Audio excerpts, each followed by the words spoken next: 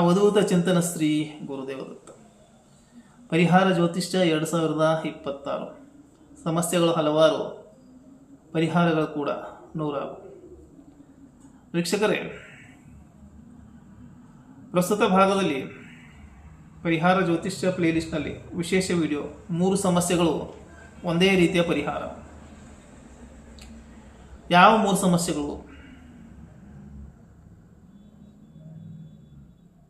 ಕೊಟ್ಟ ಸಾಲ ಮರಳಿ ಬರ್ತಾ ಇಲ್ಲ.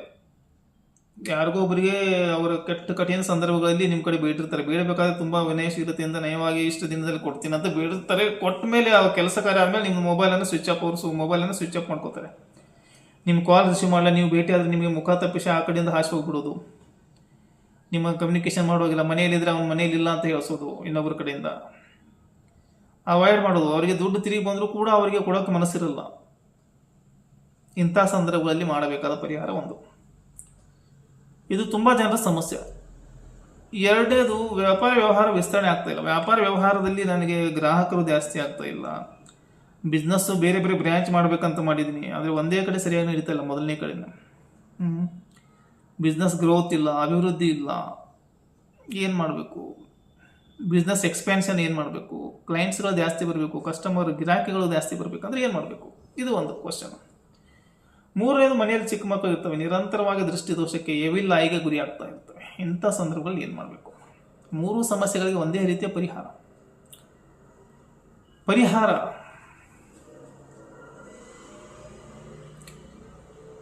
ಮಂಗಳವಾರ ಮತ್ತು ಶನಿವಾರ ಮಾಡಬೇಕು. ಇನ್ನು ಮೊದಲನೇದು, ಕೊಟ್ಟ ಸಾಲ ಮರಳಿ ಬರಲು ಮಂಗಳವಾರ ಮತ್ತು ಶನಿವಾರ ಮಾಡಬೇಕು. ಮಂಗಳವಾರ ಮತ್ತು ಶನಿವಾರ ನೀವು ಮಾಡಬೇಕಾಗಿರೋದು ಅಷ್ಟೇ, ಮಣ್ಣಿನ ಮಡಿಕೆ ತಗೋಬೇಕು. ಮಣ್ಣಿನ ಮಡಿಕೆಯಲ್ಲಿ ಸ್ವಲ್ಪ ಸಾಸಿವೆ ಎಣ್ಣೆಯನ್ನು ತೆಗೆದುಕೋಬೇಕು. ಮಣ್ಣಿನ ಮಡಿಕೆಯಲ್ಲಿ ಸಾಸಿವೆ ಎಣ್ಣೆಯನ್ನು ತೆಗೆದುಕೊಂಡು ಬಿಟ್ಟು ಅದರಲ್ಲಿ ಸ್ವಲ್ಪ ಪೊಟ್ಯಾಶಾಲಂ ಸ್ಫಟಿಕವನ್ನು ಹಾಕಬೇಕು. ಸ್ಫಟಿಕವನ್ನು ಹಾಕಿದ ನಂತರ ಆಂಜನೇಯನ ಫೋಟೋ ಮುಂದೆ ದೀಪವನ್ನು ಉರಿಸ್ಬೇಕು, ಮತ್ತೆ ಬೇಡ್ಕೋಬೇಕು. ಈ ರೀತಿಯಾಗಿ ನನಗೆ ಒಬ್ರಿಗೆ ಸಾಲ ಕೊಟ್ಟಿದ್ದೀನಿ, ಆ ಸಾಲ ಬರಬೇಕು ಅಂತ ಪ್ರಾರ್ಥನೆ ಮಾಡಬೇಕು. ಕೊಟ್ಟ ಸಾಲ ಮರಳಿ ಬರಲಿ ಅಂತ. ಇನ್ನು ಮಂಗಳವಾರ ಮತ್ತು ಶನಿವಾರ 2 ಸಲ ಮಾಡಬೇಕು. ಇದನ್ನ ಮಂಗಳವಾರ ಆದ ನಂತರ ಮಂಗಳವಾರ, ಬುಧವಾರ, ಗುರುವಾರ, ಶುಕ್ರವಾರ, ಶನಿವಾರ 5ನೇ ದಿವಸ ಶನಿವಾರದಂದು ಮಾಡಬೇಕು. 5 ದಿನದಲ್ಲಿ ಪ್ರಭಾವ ಕಾಣಿಸುತ್ತೆ. ಅವನು ನಿಮ್ಮ ಕಮ್ಯುನಿಕೇಷನ್ ಮಾಡೋಕ್ಕೆ ಸ್ಟಾರ್ಟ್ ಮಾಡಿಬಿಡ್ತಾನೆ. ಆತನಿಗೆ ಬಂದಿರುವಂಥ ದುರ್ಬುದ್ಧಿ ಸದ್ಬುದ್ಧಿಯಲ್ಲಿ ಪರಿವರ್ತನೆ ಆಗುತ್ತೆ.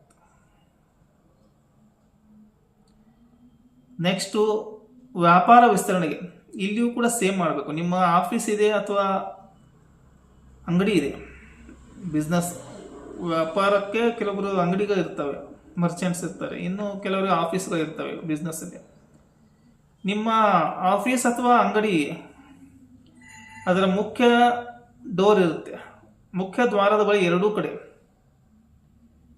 ಇದೇ ಒಂದು ಮಡಿಕೆಯಲ್ಲಿ ಅಲ್ಲಿ ಏನು ಮಾಡಬೇಕು? 2 ಮಡಿಕೆ ತಗೋಬೇಕು. 2 ಮಡಿಕೆಯಲ್ಲಿ ಸ್ವಲ್ಪ ಸ್ವಲ್ಪ ಸಾಸಿವೆ ಎಣ್ಣೆ ಮತ್ತು ಸ್ವಲ್ಪ ಪೊಟ್ಯಾಶಾಲಂ ಸ್ಫಟಿಕವನ್ನು ಇಟ್ಟು 2 ಮಡಿಕೆಗಳನ್ನ ತೆಗೆದುಕೊಂಡು ಅವು 2 ಮುಖ್ಯ ದ್ವಾರದ 2 ಬಳಿ ಇಡಬೇಕು. ನಕಾರಾತ್ಮಕ ಶಕ್ತಿಯಿಂದ ಸುರಕ್ಷೆಯೂ ಸಿಗುತ್ತದೆ. ಇದರ ಜೊತೆಗೆ ನಿಮ್ಮ ವ್ಯಾಪಾರ ವಿಸ್ತರಿಸಲು ಆರಂಭ ಆಗುತ್ತೆ. ಇವು ತಾಂತ್ರಿಕ ವಸ್ತುಗಳು. ಸಾಸಿವೆ ಎಣ್ಣೆ ತಾಂತ್ರಿಕ ವಸ್ತು, ಮಣ್ಣಿನ ಮಡಿಕೆ ತಾಂತ್ರಿಕ ವಸ್ತು, ಆಮೇಲೆ ಪೊಟ್ಯಾಶಾಲಂ ಇದು ಕೂಡ ತಾಂತ್ರಿಕ ವಸ್ತು. ವೈಜ್ಞಾನಿಕ ಹಿನ್ನೆಲೆಯೂ ಇರುತ್ತೆ. 3ನೇದು ಬರುತ್ತೆ, ಇದರಿಂದ ವ್ಯಾಪಾರ ವೃದ್ಧಿ ಆಗುತ್ತೆ. 3ನೇದು, ದೃಷ್ಟಿದೋಷ ಮಕ್ಕಳಿಗಾಗಿರುತ್ತೆ.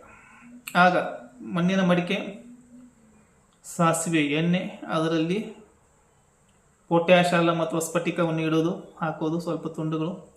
ಇದನ್ನು ಬಾಧಿತ ಮಗು, ಯಾವ ಮಗುವಿಗೆ ದೃಷ್ಟಿದೋಷ ಆಗುತ್ತೆ ಅದರ ಮೇಲಿಂದ ಅಥವಾ ಯಾವುದೇ ವ್ಯಕ್ತಿ ಅವರ ಮೇಲಿಂದ 7 ಸಲ ನಿವಾಳಿಸಬೇಕು. 7 times in clockwise direction only. 7 ಸಲ ನಿವಾಳಿಸಿ ಹರಿಯುವ ನೀರಿಗೆ ಅದನ್ನು ಹಾಕಿ ಬರಬೇಕು. ಆ ಮಡಿಕೆ ಸಹಿತ, ಮಡಿಕೆ ಜೊತೆ ಅದರಲ್ಲಿರುವಂಥ ಎಣ್ಣೆ ಮತ್ತು ಪೊಟ್ಯಾಶಾಲಂ ನಿವಾಳಿಸಿದ ನಂತರ ಮನೆಯಲ್ಲಿ ಇಟ್ಕೊಂಗಿಲ್ಲ, ಹೋಗಿ ದೂರ ಬೀಸಾಕಬೇಕು. ತಿರುಗಿ ಬರಬೇಕಾದ್ರೆ ಹಿಂತಿರುಗಿ ನೋಡುವ ಹಾಗಿಲ್ಲ, ಮಾತನಾಡುವ ಹಾಗಿಲ್ಲ. ಅಥವಾ ನಿರ್ವಾತ ಪ್ರದೇಶದಲ್ಲಿ ಕೂಡ ಬೀಸಿ ಬರ್ಬೋದು. ಅತ್ರಿಪುತ್ರ 007 ಯೂಟ್ಯೂಬ್ನ ಸಬ್ಸ್ಕ್ರೈಬ್ ಮಾಡಿ, ವಿಡಿಯೋ ಇಷ್ಟ ಲೈಕ್ ಮಾಡಿ ಮತ್ತು ಶೇರ್ ಮಾಡಿ. ಶ್ರೀ ಗುರುದೇವ ದತ್ತ.